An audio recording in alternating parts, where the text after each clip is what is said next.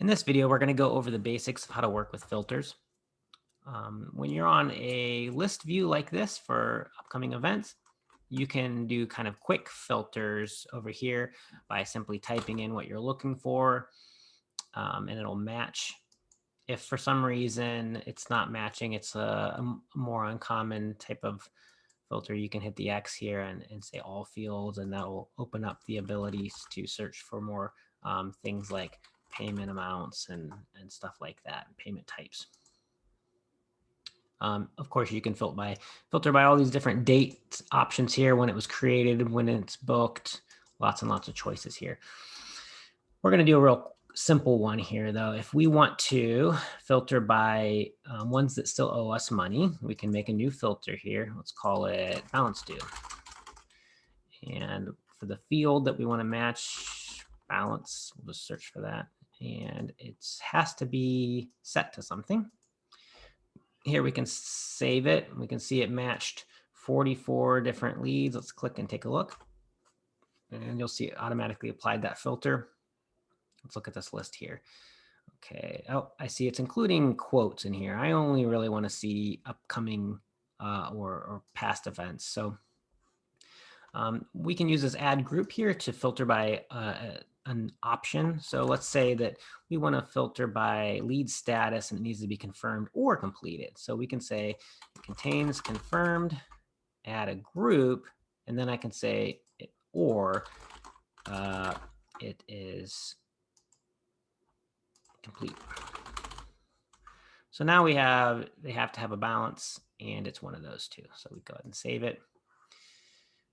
We can come over here to leads, and I didn't actually have to change anything here. It automatically updated because it's kind of a living list. As you new leads come in or new events come in that match the parameters in this balance due, it'll automatically be included in this filter. I had created a report over here called balance due, and it will it'll adjust the view and stuff. And I didn't, so if I just came in here one day, it wouldn't have that filter automatically applied. So we can apply these filters all kinds of places in the software. So if we have a report we use all the time, it's balance due report, and we also want it to automatically apply that filter, we can do so. Oh, and when you create a filter, it's just shared with, you're the only one that can see it unless you share it with other employees in the company. So I didn't go over that, but that's an important note. So if you have sales reps or other people that would want to use that, you can do that here. So like I was saying, you can apply filters to all kinds of spots in the software. Um, the reports, like I was showing here, if I come to this page, it's nothing's filtered. And then if I choose this report balance due, you'll see it now automatically applies that filter, which is really cool. And if I want to, I can print that list, or I can export it here. And we'll go over the details of reports in another video. So we're just going to stick with filters. So like I said, you can apply it to reports. We have dashboards here. You can make a custom chart, custom dashboard, and apply a filter to it as well.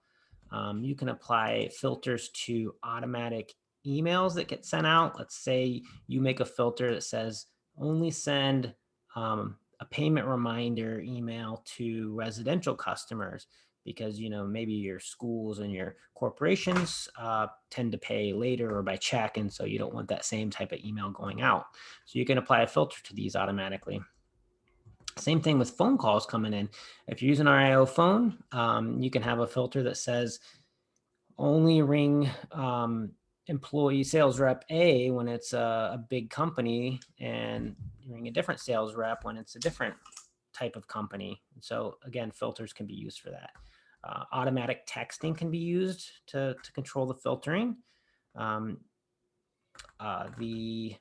automations, you can set up these automations in here, which are really cool, where you can say, change the status of an event based on whether they've paid within a few days.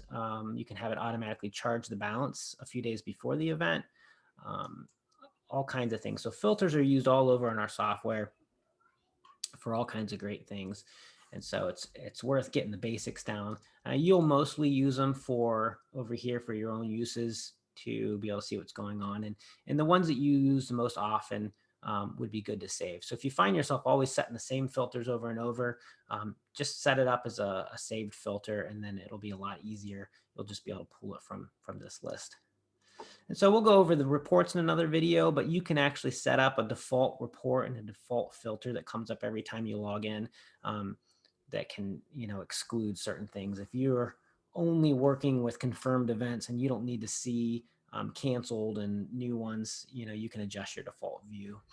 So that's it for today. So let me know if you have any questions. You can email us sales@inflatableoffice.com or call 440-385-4080. All right. Thank you.